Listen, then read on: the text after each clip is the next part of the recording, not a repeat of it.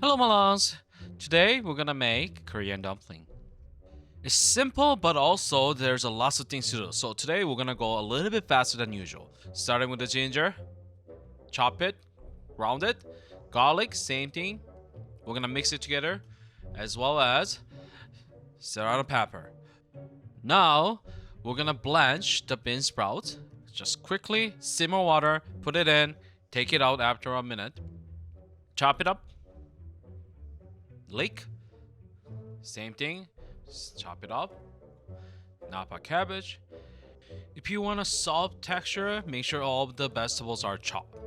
Okay, and then for the glass noodle, you want to soak it ahead of time so you can actually cut it. Again, same for the cabbage. Slice, chop it. For the ground pork, you want to use lean ground pork. Most of the people will find that lean ground pork is perfect for them, but if you want to make it a little bit more juicier, add more fat. Sometimes I take the bacon or the pork belly and then take the fat out and chop it out and grind it out and add it to it to make it more juicier. At the end of the day, this is how I make my dumpling. If you don't have a glass noodle, that's totally fine. If you don't have a bean sprouts, that's amazing. That's still fine. Find the vegetables that you want to add it into it and play around with it. At the end of the day, dumpling is dumpling. You can put anything you want. Always make sure cook a little bit to taste the seasoning and everything. Again, you have to taste every single time. You don't have to make the how do I say the wrapper by yourself. Nowadays, there's so many products outside in the grocery store. You just have to go frozen sections or noodle section.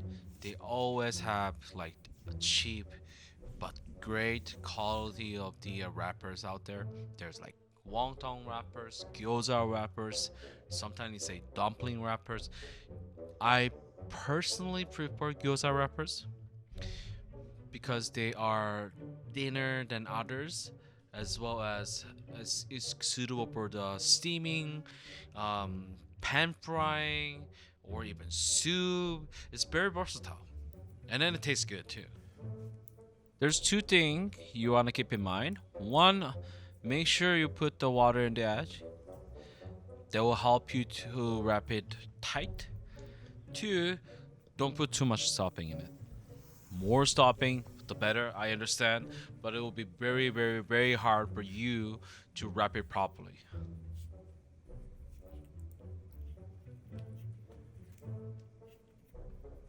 Fun fact, in Korea, there's a saying that if you make a pretty dumplings, that means your children will be pretty as well.